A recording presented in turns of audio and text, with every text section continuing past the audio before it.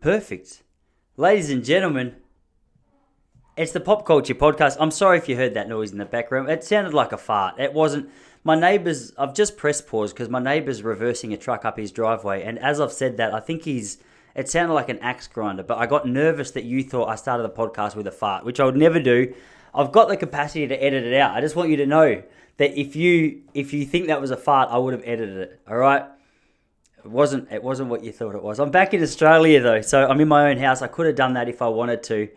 It is so good. I love this country. How good is Australia? I'm not sure if you're in Australia, as I say. If you're not, come on over. You're allowed to come here now. Come and check it out. It is so good to be. I love the USA as well. Holy shit! What are they doing over there? Can you hear that? This neighbour is never home, and he should be at work. It's bloody. What time is it? It's 5 to 10 on a Wednesday. Go to work, mate, is what I say. You can't be here while I'm trying to do the pop culture podcast for my people. Be reversing trucks and opening garage doors that sound like a fart and make me wear that in front of my audience. What is this? But anyway, it's good to be home. It's we almost got home with ease. I say almost got home with ease because like the flight over there was 50 hours because we didn't do the vax, so we had to get a letter from a doctor to say no, they can't take it, which was good that we found one of those. Absolute legend as well, absolute legend of a man. Had him on the phone to the Hawaiian Airlines guy who refused to let my wife, my little boy, and myself on the flight because he didn't trust my letter. Perhaps rightly so, but I felt like he was on a power trip. Very revealing in those moments how for someone who can't fight, I definitely I quite regularly get the emotion that tells me I should just fight because I'm one of those kind of people that I think if I get angry enough, my body will just figure out how to do it. But I think that's how people end up getting bashed, isn't it? That's how people get bashed because their anger says, no, you could take this guy, but logic says, no, he's 6'8", he's a big Samoan dude. Don't start it. Do you know what I mean? But I go, no, I'll take him. I'll kick him in the knees till he drops, the big fat bastard. But, that's why I'm married, because my wife pulls me aside and goes, Tyson, babe, you're a very strong man. I go, thanks, baby. She goes, I know you're strong. I go, yeah. She goes, but hey, let this guy off today. I go, you know what? I'm going to let him off just because I trust your judgment, because you just told me to. If it wasn't for you, this guy would have been on his last shift. She goes, babe, I know that's true. I know it would be on the last shift. This 145 kilo Samoan who looks like he's been in the gym since he was 7. I know you could take him, babe. So we let that guy off, and it turned out, so the trip over there was 50 hours as a result of missed flights and cancelled flights and stuff like that. And then on the way home, we had the smoothest run. It was so smooth. We jumped on a little 30-seater from Medford to LA, about an hour and a half. And then that landed on time. Then the only difference was the only problem, I should say, was we had like a 6-hour layover in LA, which is okay, but we had to entertain ourselves at the airport for a while. I got a coffee, took my little boy for a walk. I spoke to this Lebanese dude. Oh, I felt sorry. He was like 70 years old, and I couldn't understand what he was saying. He kept saying things. He kept saying what I thought he was saying, and then I would respond to that. And he's like, "Why are you responding to that? I didn't say anything about that." I was like, I've got so many other things I would like to do than talk to you. I'm just trying to be nice. So if you maybe just stop talking to me. If we're not understanding each other, just let it go. I don't know what you're saying. But then he started tearing up and telling me in his foreign accent that he struggled with depression, and he took out his antidepressants and showed me, and I was like, I don't know what to say. I'm not sure. I wish you all the best. It's one of those guys as well. You know when you get a little bit older, or you get a little bit lonely, and all of a sudden you've done that for so long that anyone who will listen, you'll just start talking to.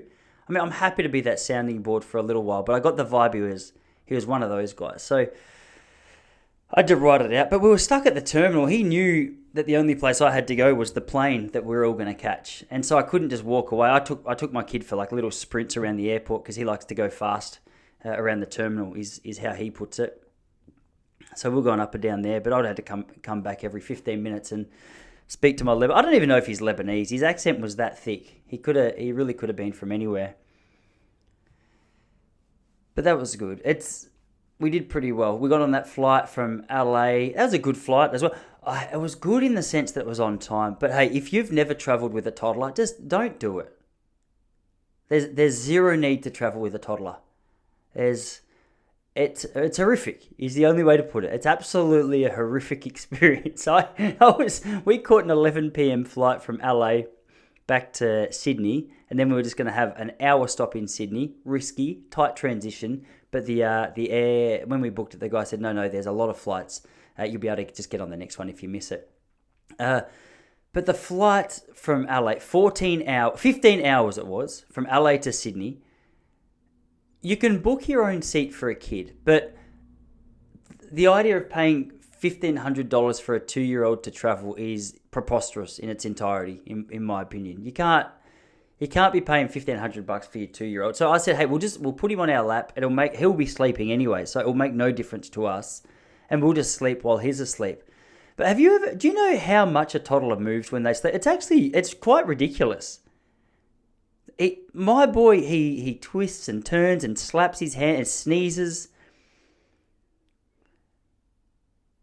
And your dick's essentially his little pillow. That's a little tiny pillow for him, but he's got to try. And he's banging his head, not knowing what he's doing. But I get nervous as well because this is a true story as well. We were playing this game a little while ago in our lounge room. He likes to pretend he's a dog, which is fine. He's only 2. So he crawls around the ground and he barks and he bites and he does everything a dog would do. It's very cute. But a few months ago, before we went to the US, I was sitting there. It was evening time. I had my tracksuit pants on with no jocks. And he was barking at me and pretending to bite me and blah, blah, blah. And anyway, one thing led to another. He ran up to me like a little dog. And without meaning to, he bit me right on the tip of the knob. And it's not just like a funny story that he just bit me and it was cute. Like blood came out. I've still got a tooth mark in it. It was a tragedy, quite honestly. And I jumped so hard that the poor little guy, he's got such a fright. But a little bit of the aftermath of that is still playing on my mind. So when we were on the plane and I saw his head was close there, using it as his pillow, I just don't want him to have a dream that he's a dog, especially an aggressive dog. Have a dream that you're a relaxed dog on a farm, but don't be coming up to me like you're an aggressive dog in your dream. And so he didn't dream of being an aggressive dog, but he was just wiggly. And I didn't sleep on the 15-hour flight, 11 a.m. We missed it. 48 hours we didn't sleep. We missed that sleep. We just said goodbye to it. And I'm not sure how my wife and I are still married. There were certain points in that flight where she was looking at me as that, like, what are we doing with our lives? And divorce was an opportunity, or, she was looking at me like divorce was an option based solely on the fact that it was the only way she could really express how angry she was. She wasn't even angry at me, but the divorce towards me would have just been a way for her to express her frustration. But we got there. Charlie woke up. He woke up. He had the best sleep of his life. So it was a really strange experience. I had the happiest toddler. He had 10 hours sleep straight. I had 0 hours sleep. And I couldn't even relax and watch a movie because I was so tired. So it was, it was one of those ones where you try not to look at the clock just to get a surprise at how little time you have left. You want to see how little time you have left and be like, oh man, we've only got 7 hours left. So I was playing that game I honestly thought it was about 6 hours. I thought, all right, I reckon I've been playing this game for 6 hours. And I reckon I started it with about 12 hours to go. And so we were on the flight. We'd been on there for 3 hours. I said, all right, I'm not going to look at the clock for 6 hours. I waited what I thought was 6 hours. I'm not kidding. The clock said we had 10 hours and 59 minutes. So it was like an hour and something that I had not looked at the clock. It was quite tragic. It was quite tragic. And then we thought, you know what? Don't worry about it. Just tough it out, ride it out. We got to Sydney and our flight was cancelled. So my wife was stoked. She was, the poor thing, she's 108 weeks pregnant. She's in no mood to be walking around airports with toddlers. And I can be a prick when I'm tired. I can be a prick when I'm wide awake after the best night's sleep. But when I'm tired, it can go to a new level. I'm really working on it. So we had to figure out what we're going to do at the airport for 7 hours. And I said to Jessie, I was like, let's just stay at the airport and just chill out. She's like, I'm not staying at this fucking airport for 7 hours, you dickhead. I was like, you've been very forward with that. And so I take on that feedback and I say to you, where would you like to go, babe? And so we just went one stop. We ate sushi. We drank coffee. We did what we could. She gets emotional when she's tired. So do I, but she gets emotional to the fact where tears come out. So she made an executive decision, and I said, you know what, you do that, I'll do this. And she just went and sat at a cafe, and she was so tired, so upset, that she started crying a little bit. But the poor thing, she started crying, and a police officer came up to make sure everything was okay. And I thought, hey, don't be doing this, because now I have to look as though I'm a respectful, responsible, and loving husband. Now, I'm just not in the mood to do that. It's like we went to Portugal a couple of years ago. It was for her birthday, and I don't know if you guys are like this, but whenever we have a big event, whenever there's like a birthday, we're better at spontaneous dates.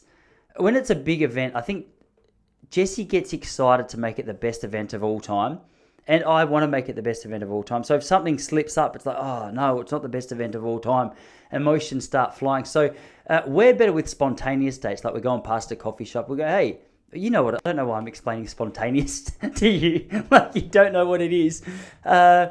But we were in Portugal a couple of years ago, and we were trying to do the best date of all time. It wasn't working out. We were arguing. Probably she had a period. Standard. That's horrible. She doesn't listen. Don't worry about it. And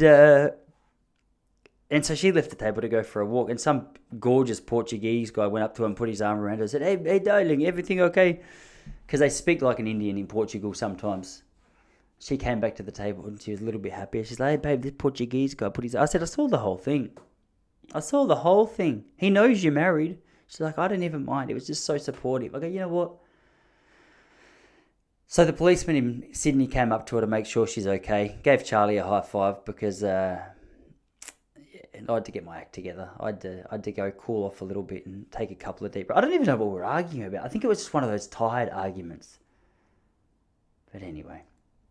Hey, I told you guys a couple of weeks ago that I got gifted a bag of psychedelic mushrooms, didn't I? It's funny, when I got given them, the guy said to me, he goes, hey mate, so he gave them to me, they were these little chocolate squares. He goes, mate, trust me, for you, your body weight, one of these is enough, just be careful. I said, mate, my first time, I'll be very careful. I got into our kitchen, I was so excited to open them up that I dropped a couple on the floor, and I thought, I'm going to have to pick those up, just because I've got a toddler running around the house. I thought I dropped about 2 or 3. I didn't know exactly, so I picked up what I could see and just moved on. The truth was, you do have to be careful with the dosing of these. Not just the dosing. You just got to be careful with the way that you handle them when you're trying to do the dosing. And anyway, a couple of weeks go by. I'm looking around the kitchen with my wife. I see my little man chewing on something. I thought, well, hang on a second, what's he found there? He's opened his mouth, and it's the residue of what I'm pretty sure is a psychedelic mushroom. And I thought, oh my gosh. And Jessie didn't know. She goes, babe, what's that? I said, sweetie, look, just take a breath. It's a psychedelic mushroom and quite a strong dose. And so I'm not sure. I was over panicked. I kept saying to him, I was like, buddy, are you okay? And he's 2. He can't really say too much, but he's like, yeah, I'm good. After a while, he started getting frustrated at me for asking the questions so much. I go, mate, are you sure you're okay? He goes, Dad, just leave me alone. I'm trying to play with these unicorns. And so I said, yeah, buddy, you have a good night, eh? I just put Led Zeppelin on for him and went to bed. It's funny, the psychedelic mushrooms. I tried one. I had such a mild dose that it really didn't make a huge impact to me. I think if I wanted to do it, I had to go a lot harder. But my poor little man, I'm not 100% sure what was going on through his head or whether there was a big impact or... he slept for 2 days straight, and when he woke up, he thought he was a philosopher. So I think he's had an experience of some sort. But, I don't know, it was weird. I told you I got gifted those in the United States. And I'm not sure what's legal there. Like, I'm not even sure if mushrooms are legal here or if they're legal there or what the story is. But it's a very different culture over there. We were driving around Oregon, and there were so many of those cannabis dispensaries, which I don't have a problem with. In my mind, I'm like, well, are we really going to keep playing this game that alcohol's fine and that marijuana is the worst thing ever? 2020, I think most of us understand now. Like myself, up until I was a teenager, I was like, marijuana's very naughty.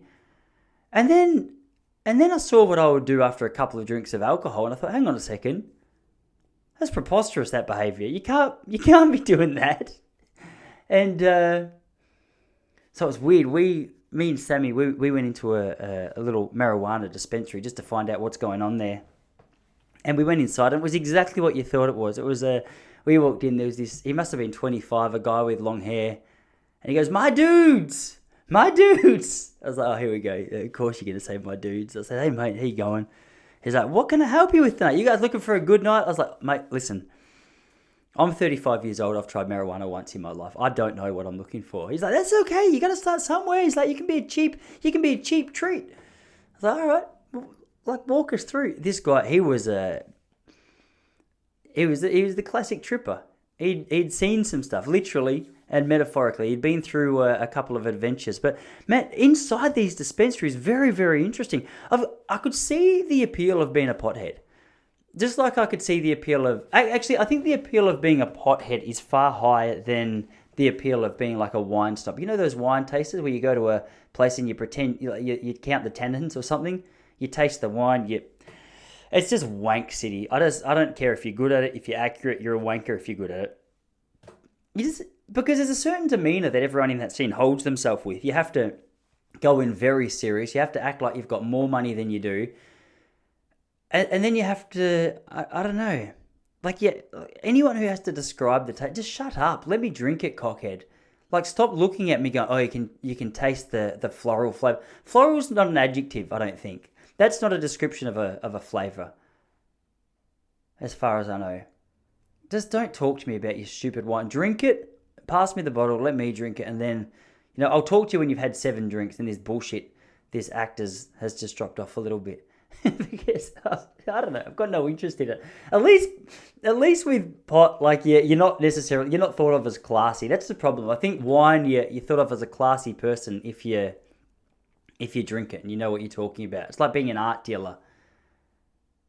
But even art dealers aren't that good. I love hearing stories about people who claim to be really good at what it is that they're doing, but then it comes to the crunch and they don't really know. Did you hear about there's like an art dealer, I think he's called, or an art. What's it called where you price artwork? What? Let me just find out. Hey Siri, what's it called when you price artwork? Okay, I found this on the web for what is it called when you price artwork. Check it out. Yeah, I've formulated that question wrong. I'm not 100% sure how to ask that question. The name of a person who values art. Oh, hey Siri, what is an art evaluator? Okay, I found this on the web. Art valuation. Okay, I know my questions. Don't judge the way that I speak to Siri. I haven't had time to think about how to formulate that question. But what I was trying to say, art valuators, art valuations, the people who value art.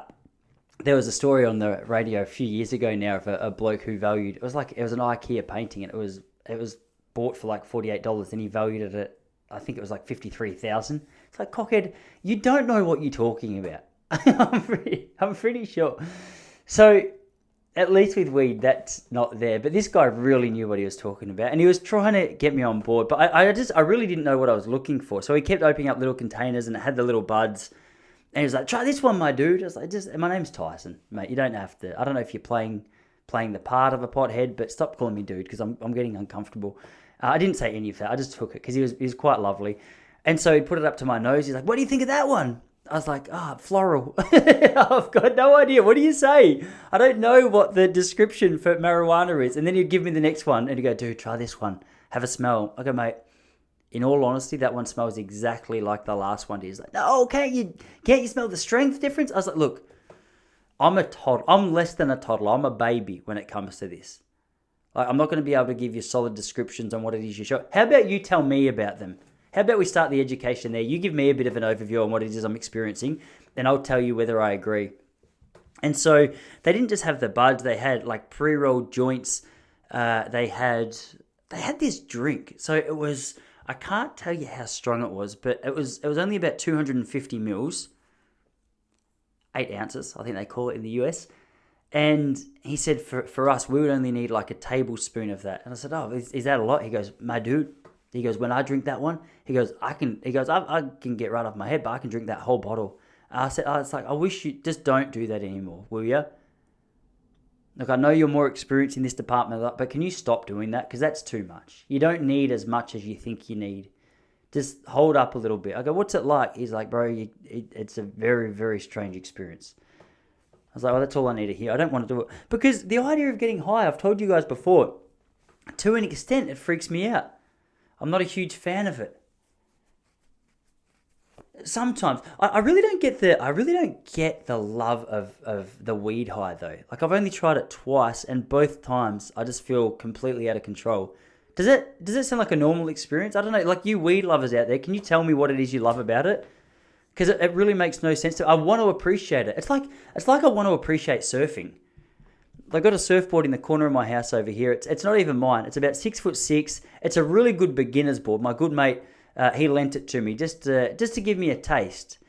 I'm the guy. I love watching surfing videos on YouTube, and then for whatever reasons, I get down to the beach, and I think the problem is the image I have of what I'm going to experience is different in my head than what it is in reality. So I'll get down to the beach, and I've been watching Tahiti surf videos in summer for a couple of hours the night before, and there's girls in bikinis and there's guys with golden bodies, and it's warm and the water's still and it's clear blue and the waves are just rolling in sets, and it's not. And then I go down here to Ocean Grove. I get there, it's freezing. I forgot my wetsuit. I've only got my boardies. There's no one out there apart from me, which is terrifying. I remember there was a shark attack there 6 months ago. It's choppy, but the chop is gigantic, so it's just too scary to paddle out. You essentially paddle out 30 meters and then just get dumped for 15 minutes before you come in and tell your wife you had a good surf. It's one of those things where I feel like my experience doesn't quite match my YouTube algorithm. And I think that's becoming a big problem in more and more people's lives, because you get this idea of what reality is based on a YouTube algorithm, and then you get to the beach and it's a washing machine and cold. You go, hang on a second, where's that Brazilian girl? I don't know why she's not here. And why am I looking? Because I'm happily married to a beautiful woman. That's rarely the follow-up question, but that was just like an asterisk at the end. In case by chance my wife listens to this podcast, I want her to know that I'm not looking for Brazilian girls at the local surf beach here. I want to get into it though. It's such a cool sport. I've never met a surfer where I'm like... Actually, I was about to tell you I've never met a surfer who I think's a wanker.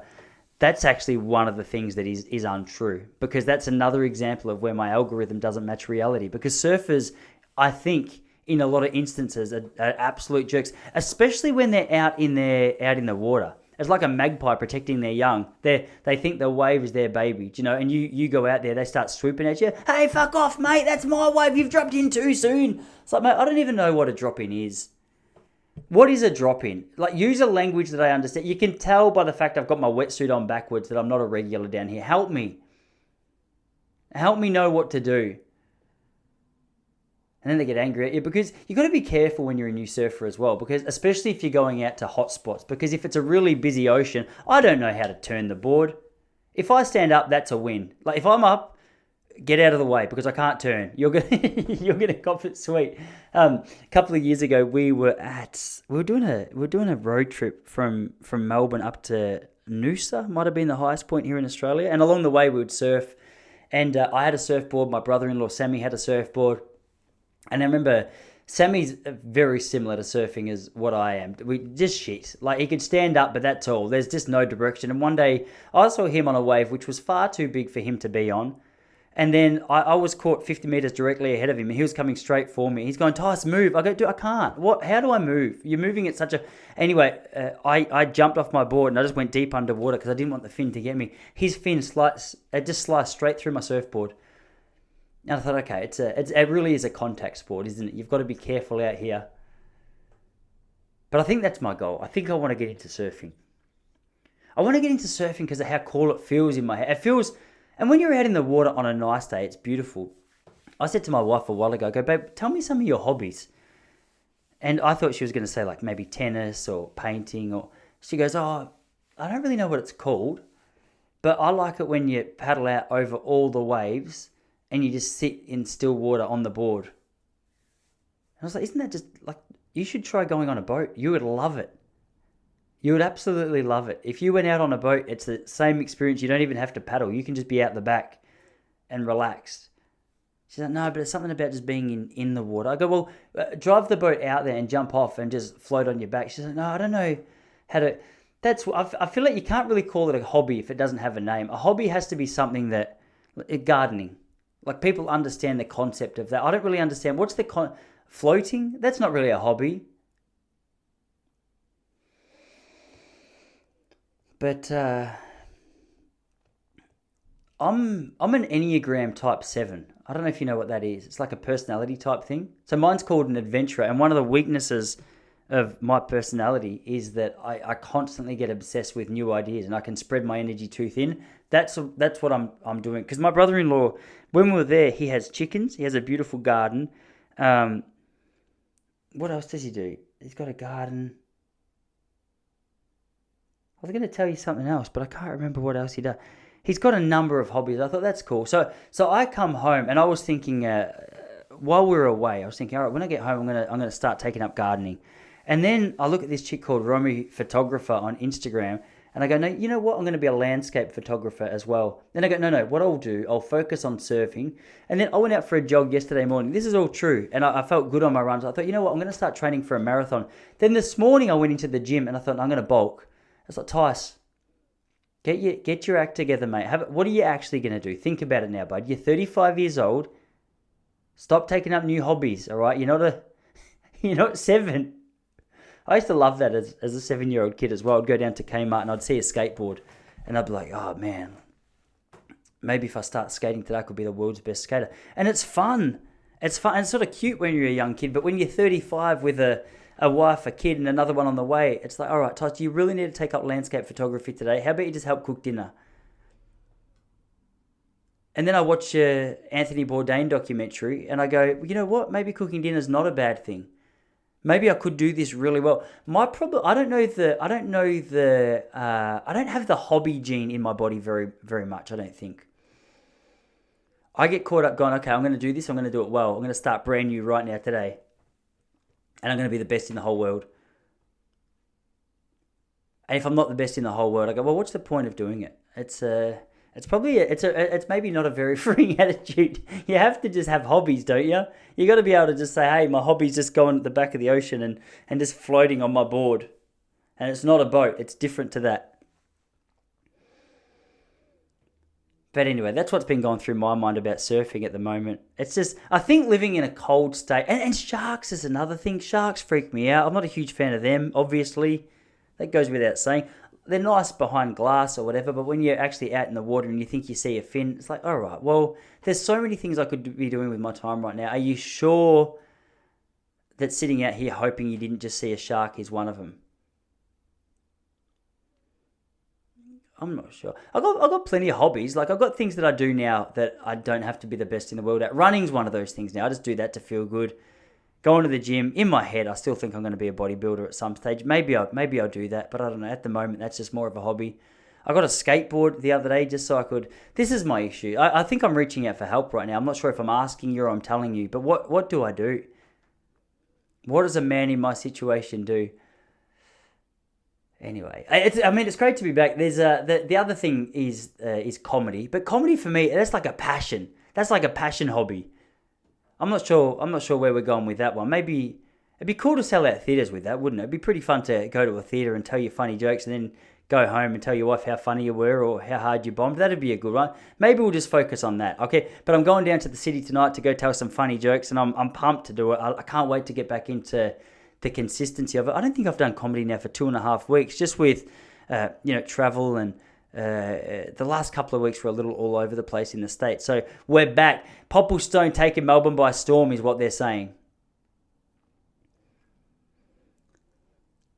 Yeah, no, it's unnecessary. You know they're not saying that as well as I do. That was just me trying to make myself sound bigger in the comedy world than what I am. I'm going to an open mic night and there'll probably be 4 people there and 2 of them will be the bartenders and the other 2 have just got lost and decided that they need a drink so badly they're going to sit down and have one there, because that is what the open mic comedy scene is. And don't knock it, because it's a beautiful thing.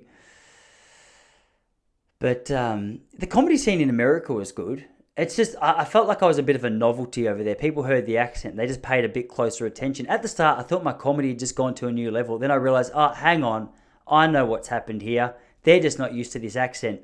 That's why they're paying so much attention. So I can imagine that when I get out there tonight, people they won't be that interested. And it's going to be very hard for me to swallow. But it's all part of it, isn't it? The open mic comedy scene, I always just see as it's almost like the gym workout. You have to just keep rocking up to get the results. You're not going to build biceps if you're just sitting at home. And your jokes aren't going to be that funny if you're just sitting in your bedroom by yourself speaking to a camera. So, I mean, you need that instant feedback. Because you guys, I'll say something, I'm like, I killed that joke, and I can't hear any of you laugh. I just assume that you're all pissing yourself. When I make a good call, I go, everyone's pissing themselves. And it's fine to say that to yourself on stage. But the problem with saying that to yourself on stage is you go, everyone's pissing themselves. You look out, and if no one's pissing themselves, you're like, well, this guy's not aware of what's going on. Oh, man. So we've been home it's Wednesday today. Been home 5 days. I feel like the sleep thing, I haven't necessarily, I don't think I got jet lag on the way back. I don't think I got jet lag on the way there either. I'm very strange when it comes to sleep. I seem to be able to go quite well for a significant distance, sleep deprived. Maybe that's all that's going on now. Maybe I am jet lagged and I'm just not aware of it. But I don't think I am. I've been sleeping very well. My wife got angry at me yesterday because our boys, as I said, he's been crying through the night, and I didn't hear him. So she got up. She's like, I was up with him for 2.5 hours last night. I was like, I am so sorry. I'm so sorry. I didn't hear that. She goes, you genuinely didn't hear it. She goes, he was having a meltdown. I go, sweetie, I'm not sure what I was experiencing, but it was a very different experience to what you were going through, and I'm grateful to have you in my life. And please, if it happens again tonight, don't wake me up. Just know that I'm in a better place. That's horrible when you can't sleep. And it's horrible when you've got a crying kid. It's horrible to know that crying is going to start in just a minute. And you can't sleep. It's like trying to go to sleep when there's an alarm about to go off. You know that feeling where you're counting down the alarm? You're trying to go to sleep, but you're like, any minute, I'm going to close my eyes and it's just going to go off. So you just go, you know what, stuff, I'm just going to stay awake. That's what used to stress me out when I was a kid, because I used to have friends over and Mum would come in and go, guys, you need to go to sleep in a minute. I go, Mum, we're having so much fun. She goes, go to sleep or there's going to be trouble. I go, well, how long have I got? She goes, 10 minutes. If I come back in here and you guys aren't asleep, there is going to be trouble. So I'd be laying there going, oh, please go to sleep. Please go to sleep. And then, the stress is so high that Mum comes in 10 minutes later. You're still wide awake because you've been trying so hard to sleep that you get a smack. Your mum looks at you and said, I said, go to sleep. I said, Mum, I've been trying so hard. But sleep's one of those funny ones where the harder you try, the harder it is. It's very, very strange. It's a horrible experience, isn't it? To have the threat of physical violence over you from your own mother if you don't go to sleep and be expected to go to bed. Good luck. She should come in and say, hey, if you're not asleep in 10 minutes, I'm going to come in here with a hot cocoa, a nice bedtime story, all right, and just read it to you. You go, I would have fallen asleep on the spot. But with the threat of violence, you go, oh, I'm in so much trouble, buddy, just fall asleep. Your body's like, get stuffed, I'm exhausted, but I got to see this. It's like, well, hang on a sec. Oh, man.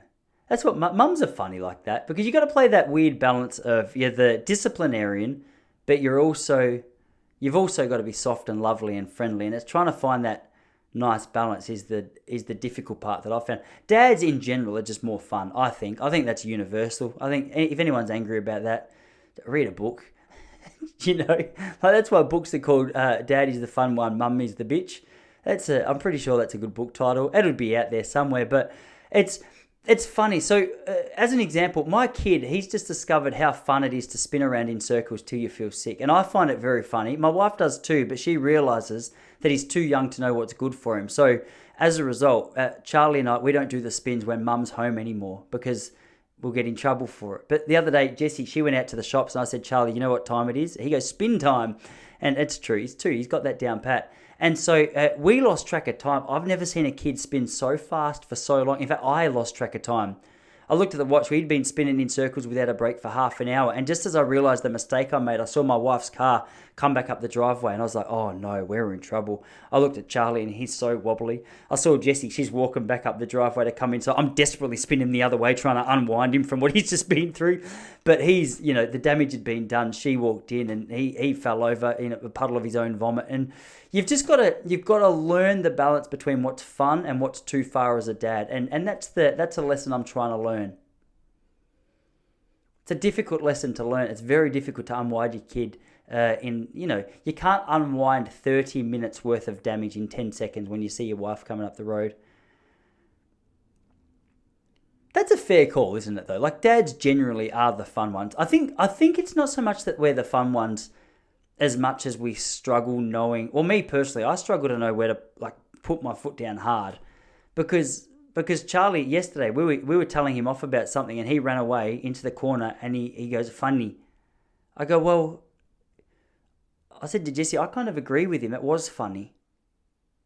Like, you sort of went cross-eyed when you were telling me off. She goes, I don't care if I went cross-eyed. The purpose of this conversation is to teach him that what he was doing was wrong. I said, okay, it was wrong, but all I'm saying is I want to acknowledge the fact that he was right too when he said it was funny. She goes, it wasn't funny. I said, well, you can't say that because humour's very subjective, and I was pissing myself. I found that one of the funniest things ever.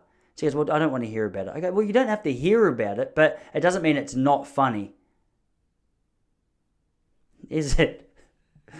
And so parenting's going very well. Parenting's going very well for us, as you can tell. It actually is. I'm taking the piss a little bit, but I definitely do struggle knowing where the line between, okay, funny and not funny is anymore. And you don't want to raise a kid who's a little bitch. You don't want to raise a kid who's soft and cynical and who can't take a joke, but you also don't want to raise a little brat.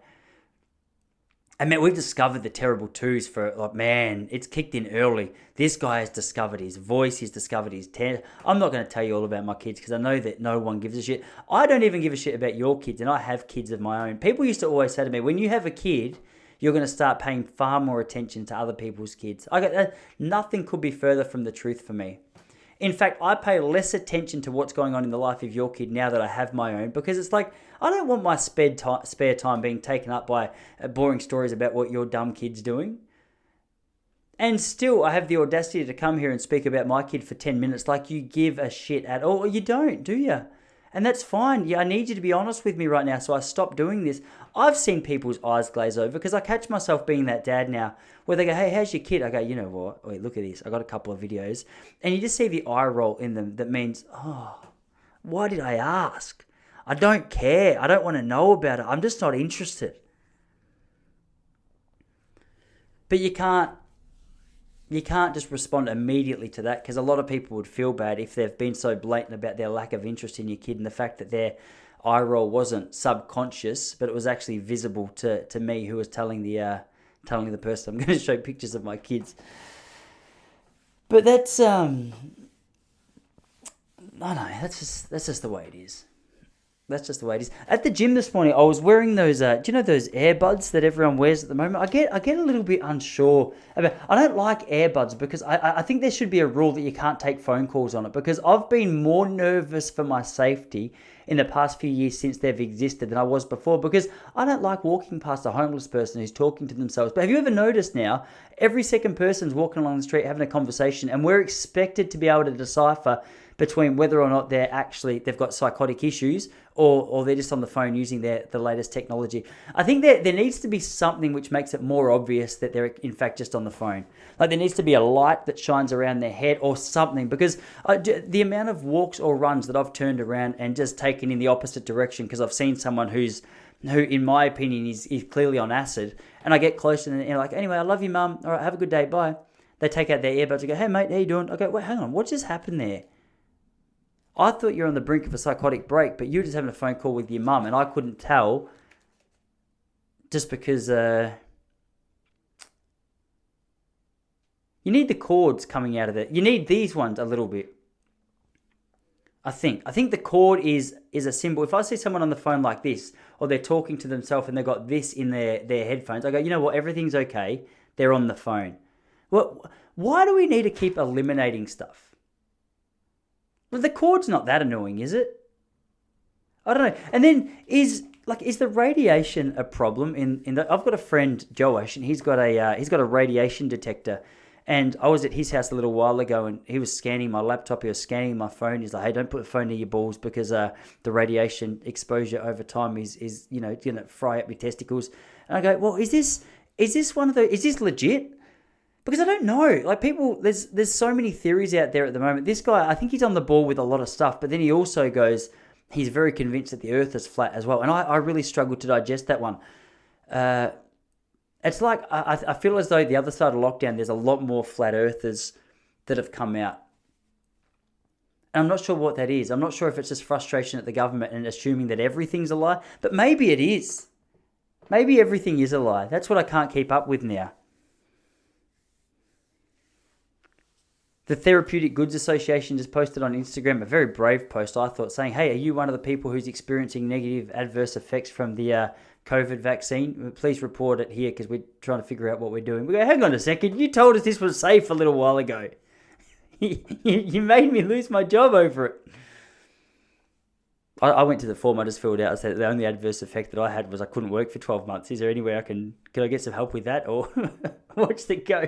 To be fair though, I love not going to work for 12 months. I was like, get fucked with this stupid. I didn't want to teach anymore anyway. I was so happy to say goodbye to it.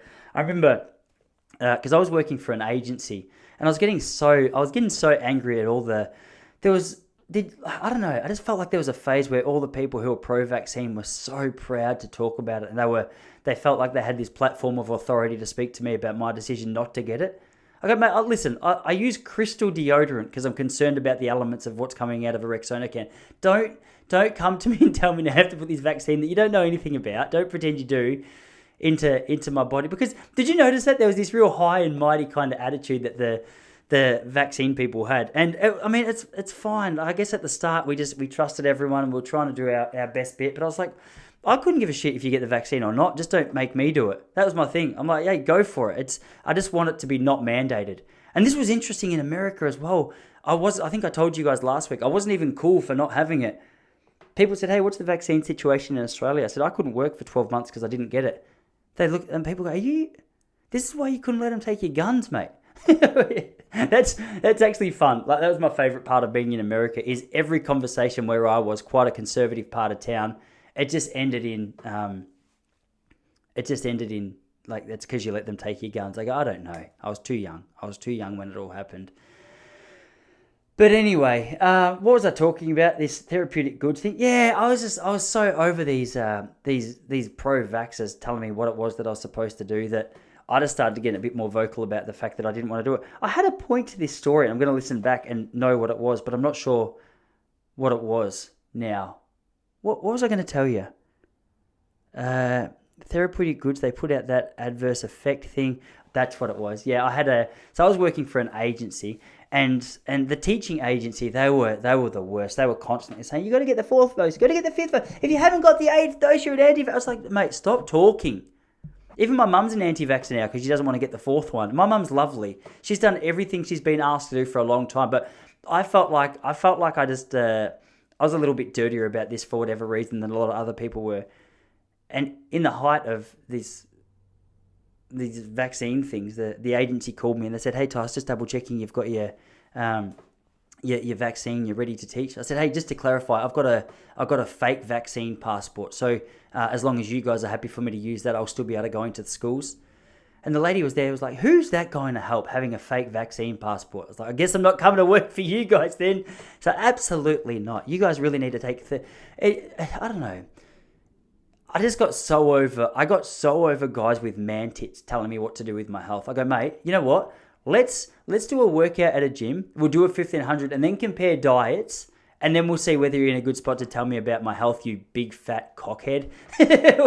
I'm laughing about it now, but that was genuinely my heart for a long time over the last 2 years. And I said to Jesse just this morning, I was like, I feel as though I forgot how good it feels just to be super, super chilled and happy again. Because did you guys find that? I reckon regardless of what side you are with the vaccine thing, just the stress of like, all right, you can't go to your cafe.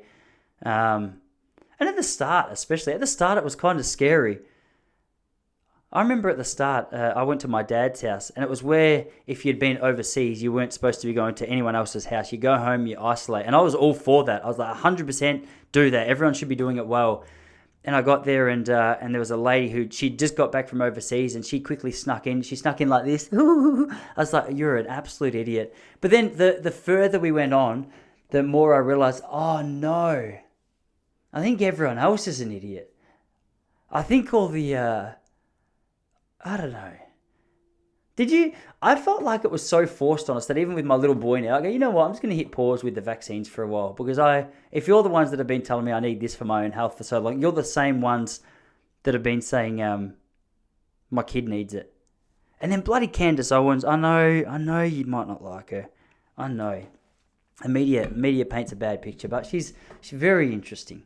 I love her. Just I find her attractive as well, which is It's just a little bit more filled. Interesting look. It's like a Lana Del Rey kind of look. It's not what you would necessarily pick as a baby. There's something going on there. And then she speaks with such confidence and arrogance. Like, you know what? I like it. I'm not sure if what you're saying is true, but I'm going to buy into it a little bit more. Yeah. Oh man, I keep losing my train of thought. It was Candace Owens talking about the vaccines. Then I don't know why I told you I had a little crush on her. That's what threw me off.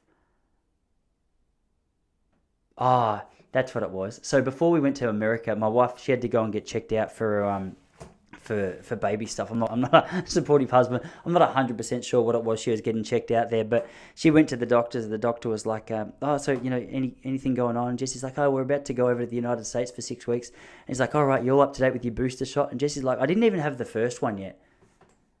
And he goes, you shouldn't be going to America. And Jesse goes, why? Why shouldn't I? He goes, well, here's the thing. There's a very high chance that, this is true as well. I'm not paraphrasing. This is, slightly paraphrasing, but the essence of what I'm about to say is true. He goes, there's a very high chance that once you get to America, because you're unvaccinated, you'll get COVID. And as a pregnant woman, you'll definitely end up on a ventilator. And Jessie, this is what I love about my wife. She goes, hey, can you show me just some evidence that is true? And the guy's like, absolutely. It's very well known. It's absolutely doing the old, I've just got to fill in this quiet time as I scroll through the internet to try and find the article that we've been given to show everyone. And after about 10 minutes, Jessie goes, look, don't worry about it. I'm happy to take the risk. She was, it's so confusing. This is why I have to take up surfing, because then it's something else to talk about other than the old vax. But look, I've got a whole page full of notes down here that I wanted to talk to you about. So this is actually something that I wanted to tell you guys a little bit about. So before I was a stand-up comedian, I was a youth pastor. So I used to go into church and speak messages and speak about the Bible and things like that. And people often say to me, they're like, "Hey, it must be so nice being a youth pastor compared to a comedian. I bet you never got heckled as a youth pastor." I was like, "Mate, you obviously have never been to a Pentecostal church. Like, if there isn't someone in the back of the room just going, halfway through your point, you know that you're not doing a good enough." I got heckled more as a pastor than I did as a comedian. All you've got to do in the church is bring up the subject of gay marriage and have a slightly different opinion. Someone in the back is going to come out and go, "You're a dickhead." You go, "Hang on a second, I'm trying to read a Bible verse. You can't be yelling that out from the back of the church." Yeah, the heckling thing is real, but the church is funny. I feel like heckling would probably make churches, like if it was more of a consistent thing in the world of church, I reckon heckling would make it far more fun, because there's a lot of messages that I've sat through in the past where I've been so bored. And the good thing with being a youth pastor, if you're a youth pastor in a church, and the audience is sitting there quietly, you can go, "Oh, okay, they're paying respects, they're listening carefully, they're obviously very interested in this message that I'm sharing." But the truth is, they could be so incredibly bored, but because they're in a church, they have to pay their highest respects. They can't just be... I think some honest feedback from the audience, like this message is bullshit. I've got a different belief on some of that would make it... I think the preaching quality of a church scene would really improve if that was the case. Don't you reckon? I don't know. That's something I've been thinking about a little bit lately, and I reckon I feel like a couple of pastors need some good heckles is all I'm trying to say. I think it'd be beneficial to everyone. We've been going back to a church up here called The Wave, which is a cool church. It's a real surfy kind of vibe. You know, you're in a surfy town when the pastor rocks up in bare feet. I saw the pastor rock up in bare feet. I go, "Okay, man, this guy's taking the gospel very seriously. He's even dressing like Jesus." Do you know? He comes, then he pulls out his iPhone. You're like, "Oh, okay, Jesus didn't have Instagram. He would have had the equivalent. I'm pretty sure. I don't know what the equivalent would have been back then. There would have been no equivalent. I guess the Instagram of the day, because the cameras weren't even a thing then, were they? It was just live painting, and no one was. Yeah, I don't know why I said that, because there was no comparison to Instagram back in the day. I nearly been married 12 years this year. How crazy is that? Oh no, 11 years. It's amazing how quickly that's time gone. We got married in 2011. It's funny how much dirty talk changes. We were laughing the other day because we used to love that song, and it's very disgusting. What's that? My neck, my back, lick my hand marker. I can't even say it in case you've got kids in your car, which if you do, you shouldn't be listening to this now. And I used to hear that song and I was like, that's a very dirty song, but there's something about it which is, I can't believe someone's got the confidence to speak like that. And so I'm mildly attracted. But then Jessie said to me the other day, she's like, hey, it's funny how now we've got kids that those lyrics just, they mean something completely different, isn't it? Just before kids, it's like, oh, that's naughty. After kids, you're like, oh, my neck, my back, oh, my pussy, oh my God. And especially, we got this information from the hospital the other day. Poor Jessie, I would hate to be a chick, especially a pregnant one, because like I'm trying to play it cool at the moment, but the idea of her going in the idea of pushing out a baby, it really freaks me out. It really freaks me out. I heard it wasn't until like the 60s when men were actually allowed to go into the birthing room, and I wish they never changed it, because I would be more than happy to sit at a cafe and just go and meet my kid once it had all been done. But I know I'm going to have to be in there and just pretending that I'm fine and everything's okay. Like hopefully everything is okay. But I mean like everything within me is okay, that I'm feeling good and not sick. We got a letter from the hospital the other day, and it was just going through some of the little precautions and some of the things you have to be aware of going to give birth to a kid. And one of them was, hey, just a heads up that there's a very good chance that if the baby's too big, we're gonna have to slice your gooch with scissors, just to open up a bit more room. And I just don't want to be in there for that, because if I see a pair of scissors going near my wife's gooch, I know what's happening. I don't care that it's numb. The fact that flesh like that's just being destroyed is, I don't know. It really freaks me out. It really freaks me out. Anyway. Hey, we're back. I'm back in Australia. It's good to be back. I hope you all missed this beautiful office that I'm in. I certainly did. But, hey, guys, that's enough from me today. I've got to go get myself organised because I've got heaps to do before I drive into the city tonight to go tell some funny jokes. So I'll leave it there. Hey, you guys have a great rest of your week, and I'll see you here next week. All right, bye.